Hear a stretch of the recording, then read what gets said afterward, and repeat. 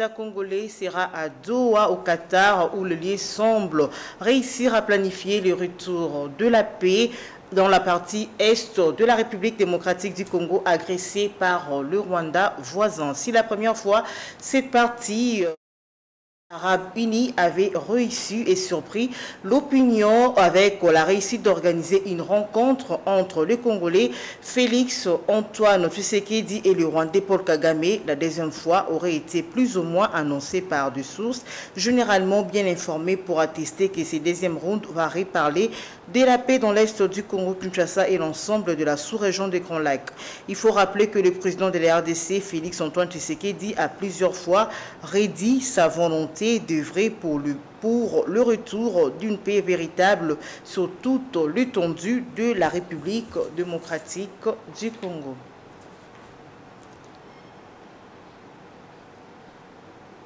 Parlons également de la politique. Clôture de consultation politique ce mardi 8 avril 2025 par le prof Ebérand Kolongele, conseiller spécial du chef de l'État en matière de sécurité.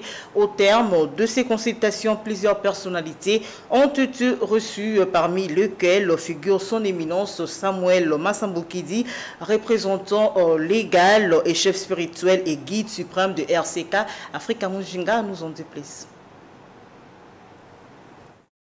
Au terme des consultations initiées par le chef de l'État Félix Antoine Tshisekedi Tshilombo en vue de la création du gouvernement d'union nationale, il avait plu au conseiller spécial de Félix Antoine Tshisekedi, le professeur Ebérand Kolongele, de recevoir le mardi 8 avril 2025, son éminence Samuel Massambokidi, représentant légal et chef spirituel de l'Église Lumière du Christ au Congo et l'UCECO en sigle. S'adressant à la presse, l'homme à multiples casquettes, guide suprême du parti politique Réveil de la conscience des Kama et ambassadeur universel de la paix, a soutenu que toutes les initiatives visant la stabilité et surtout la paix au Congo-Kinshasa ont toujours été salués par sa personne. En ce moment, comme nous le savons tous, le pays est agressé.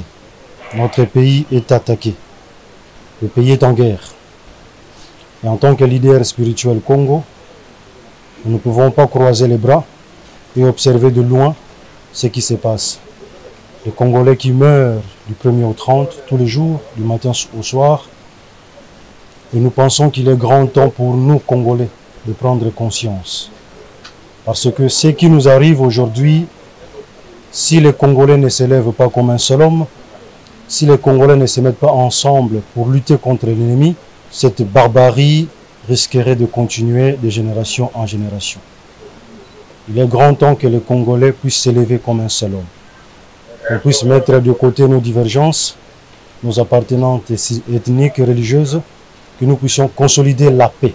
Visionnaire, l'ambassadeur universel de la paix a insisté sur l'implication des fils et filles du Congo pour bouter dehors l'ennemi. Nous voulons la paix, mais malheureusement, certains des humains dans la planète Terre, eux veulent la guerre. Alors, les Congolais doivent s'élever et se prendre en charge. Que je lance à tous les Congolais et à tous les leaders spirituels Congo qui dirigent les esprits, qui tiennent les esprits Congo, de s'élever tous comme un seul homme. Nous évoluons tous dans l'ordre dispersé, certes, mais l'esprit reste un et unique, c'est l'esprit Congo.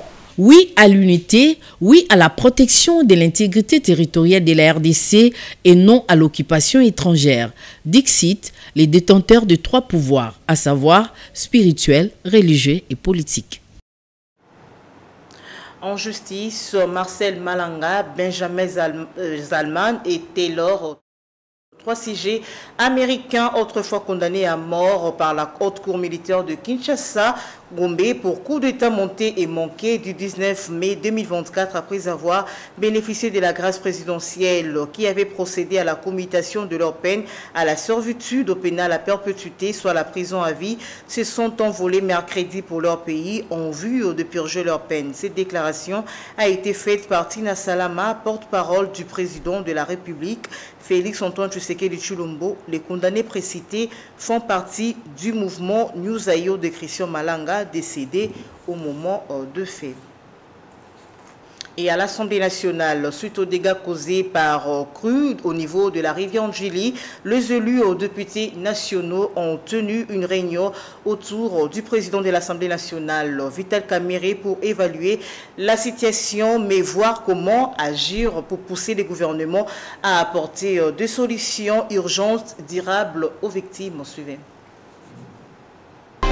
Suite aux inondations qui ont endeuillé la capitale après la pluie diluvienne du week-end dernier, les élus nationaux de la ville de Kinshasa ont approché les bureaux de l'Assemblée nationale pour solliciter son appui afin d'exiger une intervention urgente du gouvernement pour venir en aide aux sinistrés, enterrer dignement les morts et prendre des mesures idoines pour éviter la répétition d'une telle catastrophe dans les futurs. Les élus de Kinshasa ont commencé par peindre le tableau sombre des dégâts matériels et humains qu'ils ont relevés sur terrain lors de leur descente individuelle pour le ZAM et avec l'autorité provinciale pour les autres, nécessitant une intervention urgente du gouvernement. Face à ce dégât matériel inestimable et au désastre humanitaire causé par cette catastrophe naturelle, le président de l'Assemblée nationale, le professeur Vital Kamerhe, qu'accompagnait le rapporteur Jacques Joly, a premièrement salué la promptitude de l'intervention du président de la République, Félix Antoine Tshisekedi Tshilombo, qui est immédiatement venu au secours des sinistres en leur trouvant un toit provisoire, des matelas, des nourritures et des médicaments.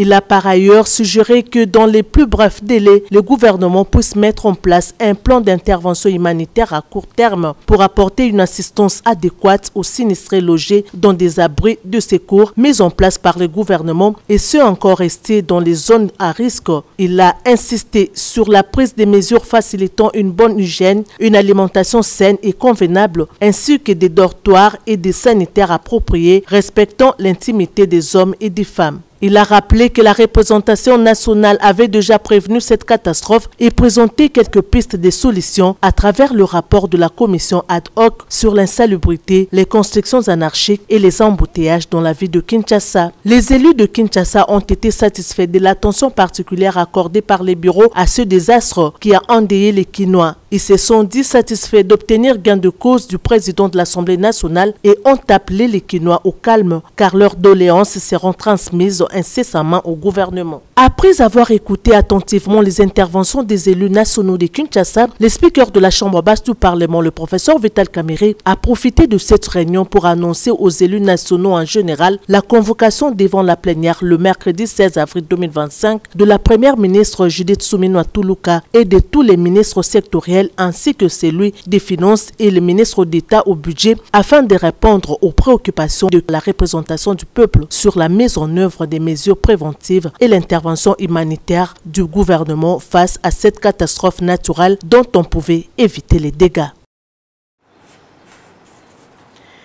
Une séance plénière a été organisée mardi 8 avril 2025 en urgence à l'Assemblée provinciale de Kinshasa pour réfléchir sur les modalités pratiques mises en place par le gouvernement provincial pour venir en aide aux sinistrés. Suivez.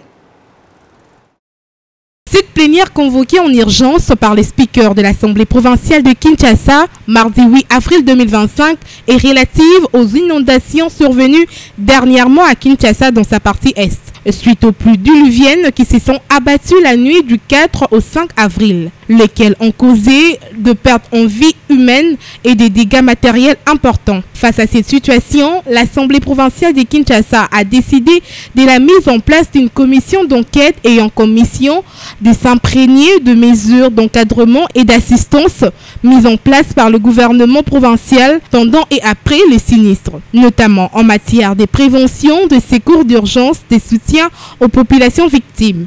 L'Assemblée provinciale de Kinshasa présente ses condoléances les plus attristées aux familles éprouvées. Au regard de l'ampleur des dégâts causés, l'Assemblée provinciale de Kinshasa, après sa descente sur des sites de sinistres, a immédiatement convoqué une plénière en urgence pour ce mardi 8 avril 2025 en vue d'installer une commission d'enquête quant à ce. L'Assemblée provinciale de Kinshasa remercie et félicite le chef de l'État, son Excellence, M. Félix Antoine Tshisekedi Tshilombo, dans sa politique d'être toujours aux côtés des populations. L'Assemblée provinciale de Kinshasa félicite également le gouverneur de la ville de Kinshasa pour sa présence dans le lieu de sinistre, symbole d'un attachement à la population quinoise. L'Assemblée provinciale de Kinshasa ne saurait rester de marbre face à cette catastrophe naturelle. Elle invite en conséquence le gouvernement provincial de Kinshasa à multiplier les efforts afin de venir au secours aux familles éprouvées. Il faudra noter que cette mission sera accomplie en collaboration avec le ministère des Affaires foncières, infrastructures, travaux publics, d'environnement, d'aménagement, de l'urbanisme et habitat, ainsi que celui de transport et de la mobilité urbaine. En sport, le séminaire de formation fédérale des éducateurs sportifs a démarré mardi 8 avril 2025 pour se clôturer les samedis 12 avril à Sainte-Anne, allais-je dire, dès la Gombe au nord de la capitale de la République démocratique du Congo. Cette session est animée par la direction technique nationale de la Fédération congolaise FECO Rugby, Herman Mbonyo Lumba, président de cette fédération sportive. Le coup d'envoi du séminaire de formation fédérale des éducateurs sportifs de rugby du niveau 1 a été donné mardi par Herman Mbonyo Lumba, président de la Fédération congolaise de rugby, FECO Rugby, dans la salle de conférence du collège Sainte-Anne, dans la commune de la Gombe à Kinshasa, la capitale de la République démocratique du Congo. Il s'est dit surpris par le nombre de participants à cette session de formation. Nous avions dimensionné cette formation pour une quarantaine de personnes. Là, on est 75, donc le message est bien passé, plus que bien passé. Nous avons dû rajouter des chaises et modifier un peu la logistique de cette formation, mais bon, c'est plutôt une bonne chose qu'il y ait un tel engouement pour cette formation, surtout que c'est la première formation fédérale de niveau 1 que nous organisons depuis que nous sommes membres de World Rugby. Donc c'était important que le coach de demain y soit et voilà.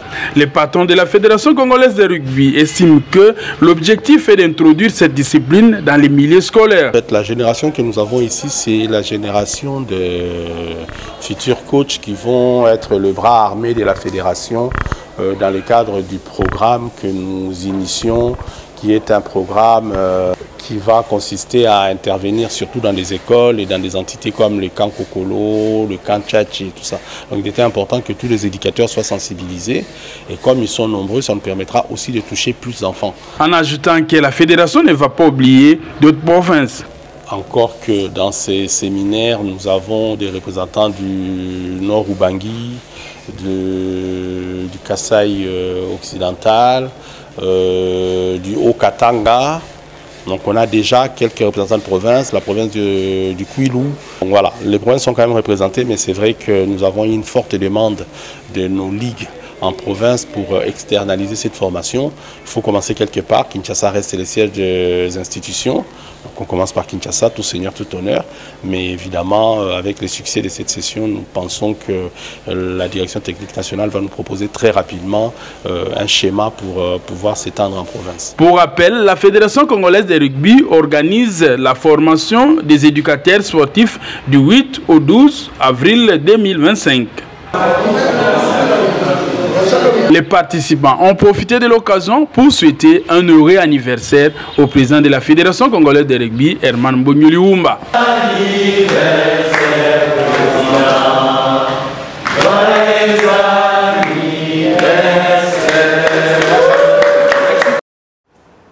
Fin de cette édition du journal, mesdames, messieurs. Merci de nous avoir suivis et restez branchés sur Antenne à Télévision, votre chaîne de référence. Au revoir.